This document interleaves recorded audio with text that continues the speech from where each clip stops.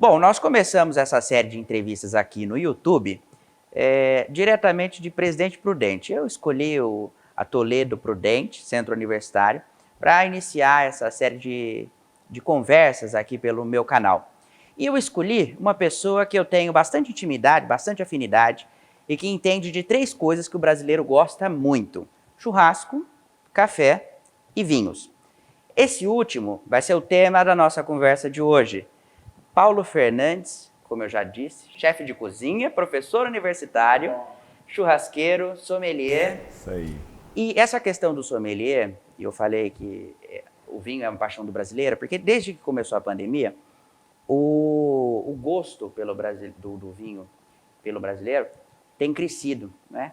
E aí eu queria tratar disso com você, desmistificar algumas coisas sobre o vinho. Mas antes eu quero falar dessa sua estada aqui na Toledo de Prudente, que você veio para cá recentemente e tem descoberto um público diferente daquele que você estava acostumado em Araçatuba. Como é que está aqui, Paulinho? Seja bem-vindo primeiro e muito obrigado. Viu? Maravilha, Hugo. Sempre um prazer, muito bom estar com você, sabe? A gente já tem aí uma longa caminhada juntos, né? E prazer mesmo estar com você aqui sempre. Bom, Prudente ela é realmente uma cidade muito acolhedora, né? Eu fui muito bem recebido aqui, foi muito legal, muito bacana. E a proposta da universidade aqui da Toledo também é uma proposta diferente, né? Algo inovador, contemporâneo, trazendo novas possibilidades. Então tem sido assim um desafio e ao mesmo tempo fantástico, né? A gente está aqui com esse projeto novo. Legal. E aqui nesse espaço que nós estamos é a parte gastronômica da instituição, que é a Cozinha de Marlene, onde você realiza suas aulas e os demais professores também. Isso. Né? Você dá aula aqui de enogastronomia também? Tenho várias disciplinas, mas entre elas enogastronomia. Legal. Enogastronomia, para quem não sabe, É a disciplina que funde vinho ou bebida à comida, né? É a forma de você harmonizar, colocar a bebida no melhor momento com a comida. Legal. Então, vamos começar a falar sobre vinho, vamos desmistificar algumas coisas do vinho, porque uma das características do Paulo, ou do Paulinho, como todo mundo conhece, é essa questão de quebrar tabus. E o vinho, ele tem essa coisa muito do tabu, né? Demais. Como tomar vinho, como não deve tomar vinho, enfim. Existe um jeito certo para tomar vinho, Paulinho? Eu tenho uma visão extremamente contemporânea do vinho, né? Eu fujo um pouco dessa visão do sommelier mais clássico, tradicional. Até porque, assim, um dos objetivos é desmistificar mesmo, como você, né, colocou. E a gente costuma dizer o seguinte, não há uma forma clássica ou, enfim, um jeito de se tomar vinho. A ideia é assim, qual que é o melhor vinho? É aquele que você gosta. Então, não existe nada que diga, olha, o melhor é esse ou o melhor é aquele. O melhor é aquele que você gosta, porque o que acontece? O vinho que você gosta, ele vai te dar um parâmetro, né, sobre o que você está tomando e tudo mais. Se você vai comprar um vinho baseado no mercado ou em qualquer outra classificação, qualquer outro parâmetro, a probabilidade de você não gostar dele é muito grande. Então, o vinho primeiro. Qual que é o melhor vinho? É o que eu gosto. Agora, se você for usar parâmetros externos, aí existe uma série de variáveis aí que a gente pode colocar em consideração, né? O Paulinho, o universo do vinho, ele é todo formal, não é? A gente sempre associa o sommelier com aquela figura muito clássico e tudo mais. Você tem tatuagem, você é descolado, agora ele está assim, porque nós estamos aqui na Toledo, mas ele é totalmente descolado. Você sofre preconceito com isso? Como é que é você lidar com essa questão totalmente diferente de quem é sommelier? Sim, é diferente. Na roupagem, né? Sim. Existe sim um olhar assim mais distante, né, do tipo assim, tá fugindo muito à regra, né? Porque o mundo do vinho ele traz essa ideia mais classicista, né? E aí quando você tem uma visão mais contemporânea, choca muita coisa. E não só pelo estereótipo, mas também pelas ideias que a gente traz, né? Então há em alguns ambientes, alguns momentos clássicos do vinho, há sim aquela coisa meio, nossa, peraí, né? Que loucura, de onde saiu isso aí? E essa questão clássica, ela vem porque a predominância do vinho surgiu na Europa, enfim, Buenos Aires, Argentina também muito sofisticada, tem essa coisa do vinho muito presente. É por isso? Então, o vinho, na verdade, ele remonta, né, historicamente falando, essa visão mais aristocrata do negócio, né? Então, assim, quem tomava vinho era aristocracia, quem tinha dinheiro para tomar vinho e tal. O vinho é uma bebida cara para se produzir, né? Era muito mais caro, está se tornando um pouco mais barato. Mas quem tinha dinheiro para pagar era essa galera, era esse pessoal. Então ficou meio que moldado a ideia do vinho, essa visão mais tradicional, mais clássica, por conta dessas características. Sem contar que o vinho, predominantemente, ele vem dos banquetes, né, dos reis. Então haviam todos os rituais, aquela questão de como abrir, de onde servir, a taça e quem vai servir, e a roupa tal, e tudo mais. Então o mercado gastronômico ele importou dessa era, né, o papel do vinho, até pelo fato de você agregar valor à sua apresentação, né, do vinho. Você vai a um restaurante, se o cara vai servir você de terno e gravata, ele faz todo um ritual, ele agrega valor aqui. Claro, então transforma. Posso cobrar por isso, né? Então existe uma questão comercial também por trás disso, né? Muito bem. E atualmente, como é que está o mercado do vinho aqui no Brasil? Então, o que aconteceu? O vinho ele perdeu muito o cenário para a cerveja. O movimento de cerveja artesanal há 10 anos atrás, quando começou, ele meio que roubou a cena do vinho. Por quê? Porque o brasileiro não gosta de formalidade. É aí que está o detalhe. O brasileiro gosta de carnaval. Carnaval é o quê? Chinela, bermuda, sem camisa e vão para a praia, né?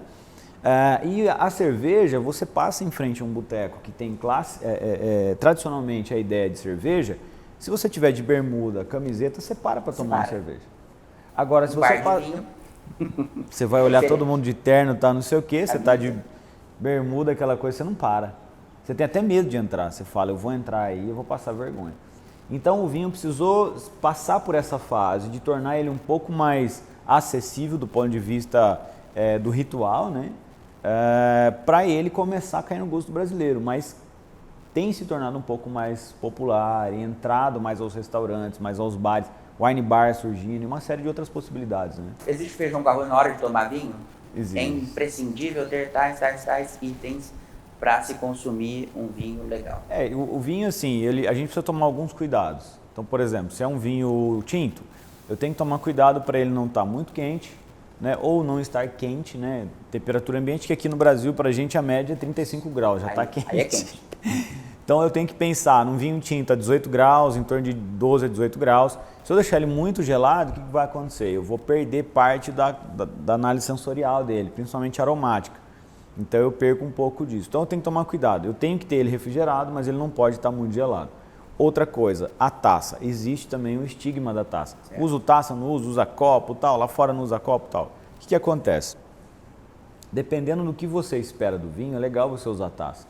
Porque onde você posiciona a mão no copo ou na taça, você vai aquecer. Então você vai mudar a sua percepção, né, organoléptica. Ou se você passou um creme na mão, lavou a mão com um sabonete muito perfumado e tal, ao pegar a taça... O aroma vai dificultar você. Né? Muito. Então, a taça também é uma outra coisa imprescindível, né, para você pensar e tomar esse vinho. E eu acho que o maior de todos é a companhia. Esse que é o item principal. Ninguém toma vinho sozinho. Não dá. Será? Vinho, ele demanda uma companhia, uma boa companhia. Rótulo e marca define se um vinho é bom mais do que a uva e a safra? Não, jamais. Eu costumo dizer assim, e as pessoas ficam bravas quando ouvem isso, né? Mas existem os tomadores de rótulo, né, no sentido de marca, e existem os tomadores de vinho, quem realmente conhece vinho. Então, quem que é o tomador de rótulo? É aquele que chega na adega ou no restaurante e fala, você tem o tal? Não vou falar o nome aí, mas você tem o tal vinho, né? Você sabe qual? Tem o tal vinho? Aí você fala, tem. Você já tomou ele? Você gosta dele? Eu vi um jogador de futebol, alguém, ou seja, o cara ele vai comprar... No Instagram?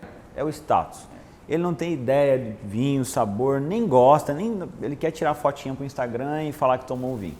E tem as pessoas que gostam de vinho, que ela já chega perguntando sobre a uva, até porque ela já sabe qual é a uva que ela gosta mais.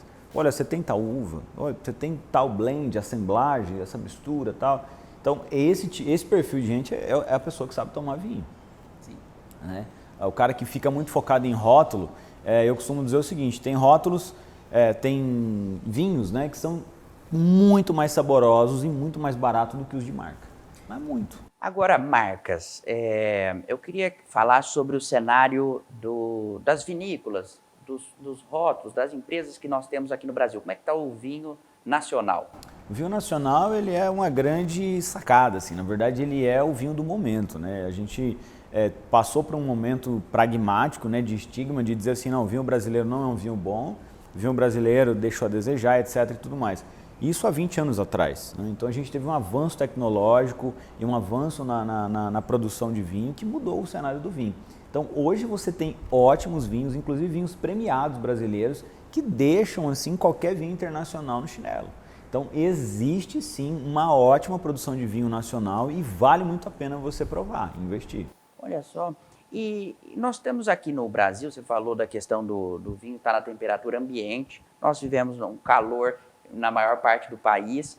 Existe uma uva que seja o mais recomendado para o nosso clima? Sim. Então, a gente tem as uvas que são as mais refrescantes, né? Geralmente são o que o brasileiro gosta mais são os espumantes.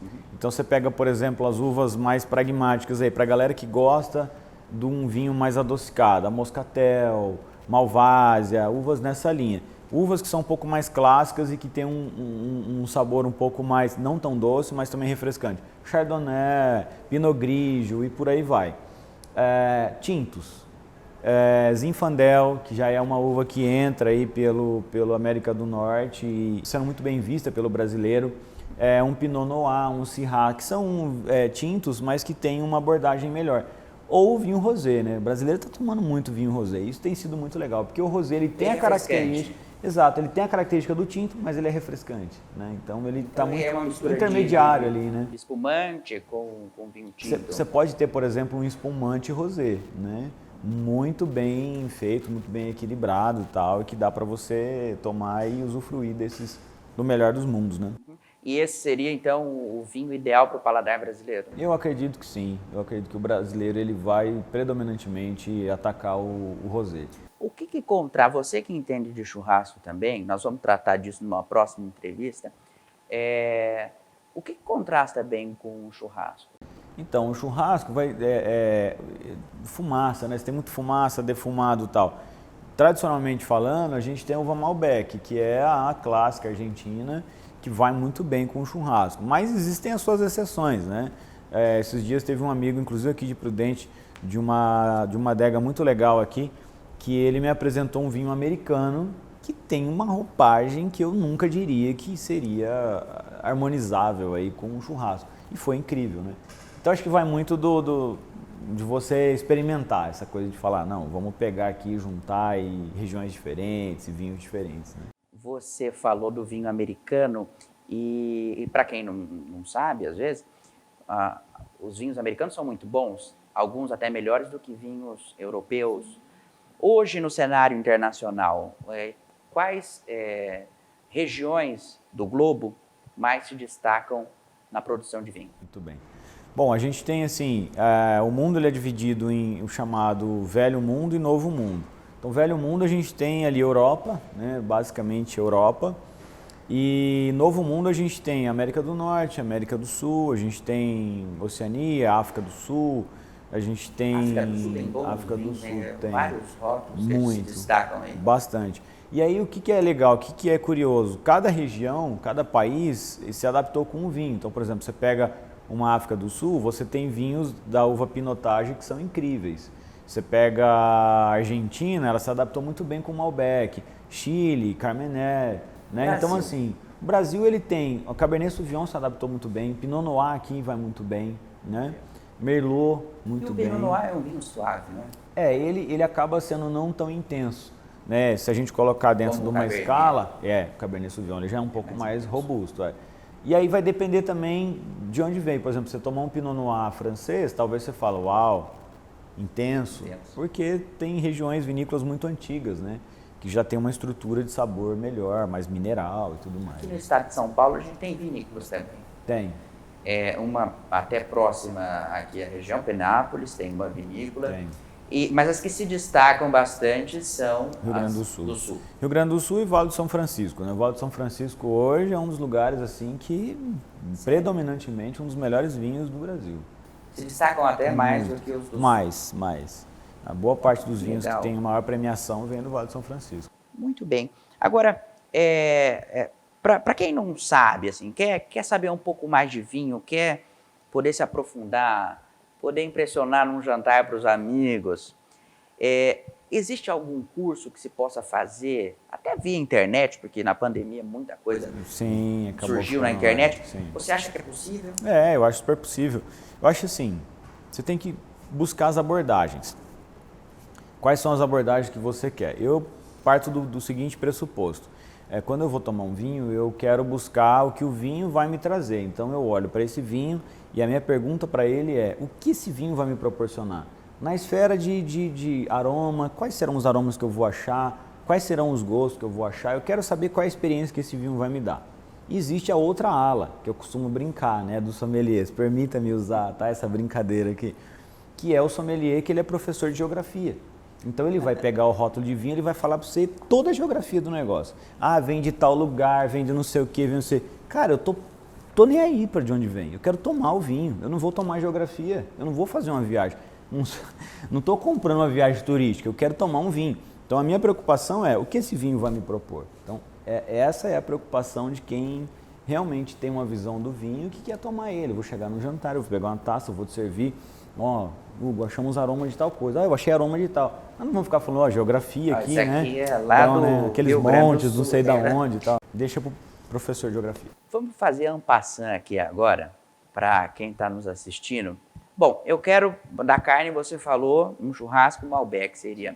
Para uma massa com molho branco, o que a gente pode coincidir bem com... Eu ia colocar um rosé, assim, de repente molho essa coisa mais subjetiva. Molho vermelho pode ser um rosé também, vai depender do acompanhamento. Por exemplo, você vai colocar uma linguiça, algo mais forte, uma portuguesa com erva doce, aí você tem que mudar. Aí teria que ser um tinto, né, já um Syrah, talvez com toque de especiarias e tudo mais. Então depende muito do acompanhamento que você vai colocar, de repente a proteína que você vai colocar muda, o condimento, né, a especiaria e tal. Para uma salada. Então aí depende, por exemplo, do que a salada vai ter. Vamos imaginar uma Caesar salad, né, clássica. Você pode optar por um espumante, um chardonnay, que é um pouco mais ácido, vai trazer um limão siciliano, uma maçã verde e tal. Então vai corroborar a ideia da salada, né? Um virada paulista. Um virada paulista, aí você já tem que ter um pouco mais de corpo, né? Porque ali você já tem a presença da comida brasileira.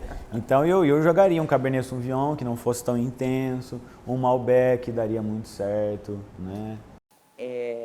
Agora, bacalhau, só para a gente fechar isso e já pular para a próxima pergunta. O bacalhau, ele tem o estigma da harmonização por afinidade, né? Que é o vinho verde, né? É o vinho português, o vinho verde. Esse então seria o mais... É o melhor momento, eu acho que é o melhor momento. Tem outras possibilidades, mas assim, é igual a caipirinha para feijoada. Sim. É isso, é o bacalhau com vinho verde. Dá para tomar vinho com feijoada?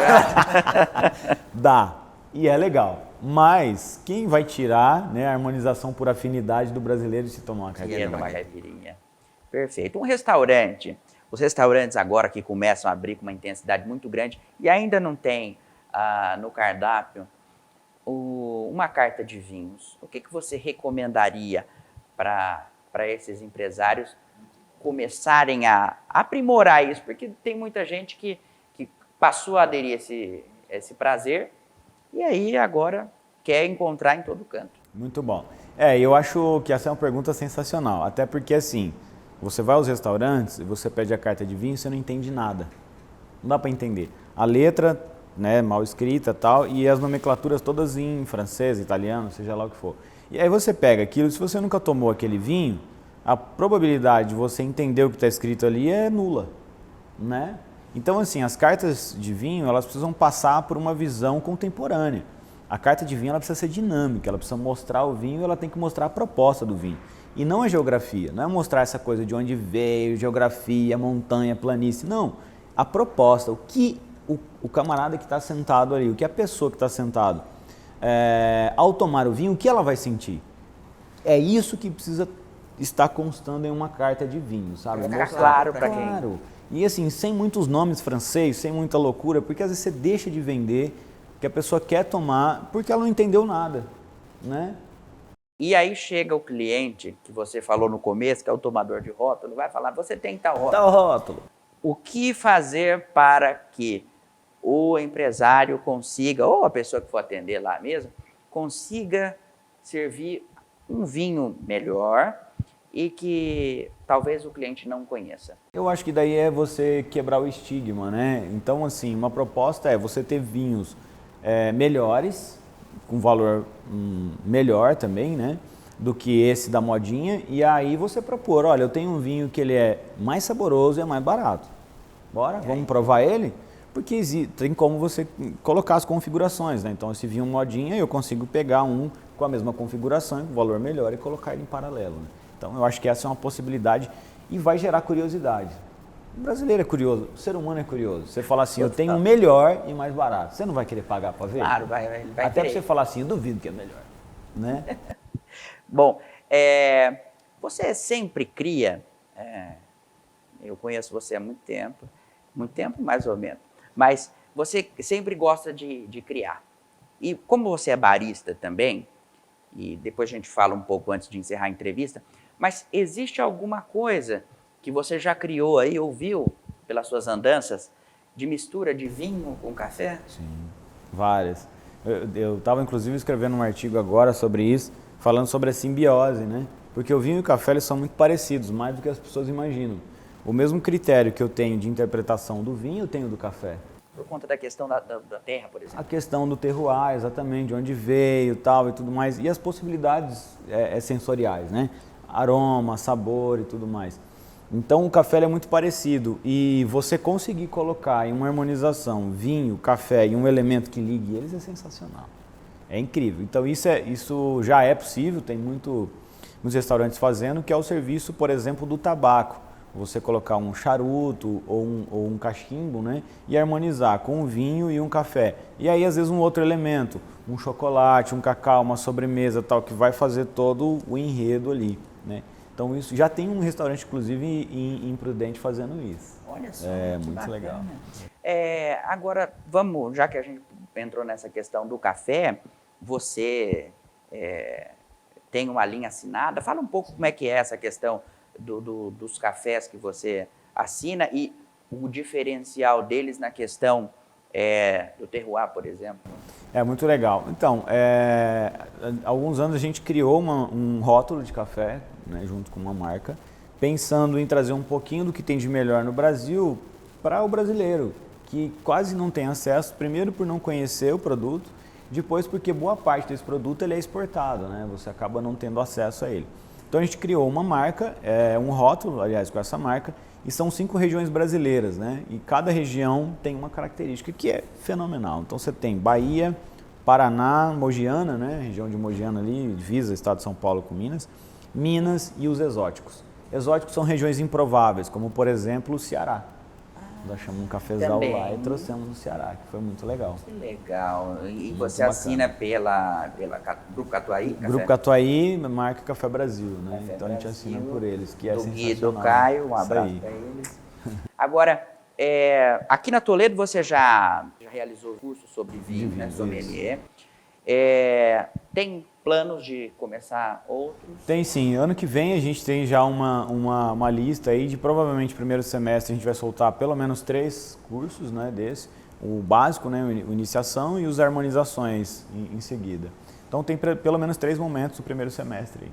De churrasco também você já fez? Churrasco também, churrasco tá previsto também para o semestre que vem agora, vamos Legal. ver. Ô Paulinho, queria agradecer a sua presença, espero que a gente tenha respondido alguma coisa. Tem mais algum item que você acha fundamental na hora de se escolher um vinho ou de servir um vinho que ficou sem responder aqui? Eu acho bacana o seguinte, você que está assistindo agora e você gosta muito de vinho, muito provavelmente você já deve ter ouvido alguém dizer que a interpretação do vinho ela é dirigida. Por exemplo, você vai pegar um rótulo de vinho, você vai olhar atrás desse rótulo e vai estar escrito lá frutas vermelhas, chocolate, não sei o que, um monte de coisa. Você pega esse vinho, você vai para casa, você toma ele e você diz assim, não vi frutas vermelhas nenhuma. Não tem sabor, tá Não errado. tem, tá estragado. Por quê? Porque isso é pessoal. Então, assim, o quanto antes você entender que a interpretação do vinho é pessoal, você vai identificar itens, mas não necessariamente vai ser os mesmos que a pessoa que escreveu identificou. Então, se talvez nós dois fomos tomar o mesmo vinho, talvez eu vá achar algo e você é outro. Por quê? Porque os parâmetros são individuais. Essa é a visão contemporânea do vinho. E a sua percepção é outra? É outra. Imagina o seguinte, você nunca cheirou frutas vermelhas, sei lá, framboesa, amora e tal. A probabilidade de você achar frutas vermelhas no vinho é nula. Mas você já cheirou jabuticaba, siriguela, algo desse tipo, brasileiro raiz, né? Então a probabilidade de você raiz. comparar, né? Eu não achei frutas vermelhas, mas tem um cheiro de jabuticaba aqui dentro, pô, é o parâmetro que você tem. Então é individual, né? Então tome vinho, se arrisque, vai lá, fala que tem cheiro de qualquer coisa, tenta achar o parâmetro aí, mas se divirta, porque essa é a ideia do vinho, né? Tirar um pouco esse lado tradicional, estigmatizado, né? Pragmático, que engessa um pouco a coisa. E vamos fazer o vinho se tornar popular. Mais popular ainda, né? Como eu disse, o pessoal passou a tomar vinho numa constância muito maior desde a pandemia. Quero te agradecer demais. Eu que agradeço, tá? imagina, sempre agradecer bom. a Toledo por ceder o espaço aqui da Cozinha de Marlene, onde o Paulinho ministra as aulas e dá shows nos cursos que realiza. Eu quero agradecer mais uma vez a todos. Você que nos assistiu, curte, siga e acompanhe a próxima entrevista. Quem será? Vai ser um homem? Vai ser uma mulher? Vai ser um empresário? Um professor? Um filósofo? Bom, depois eu conto, viu?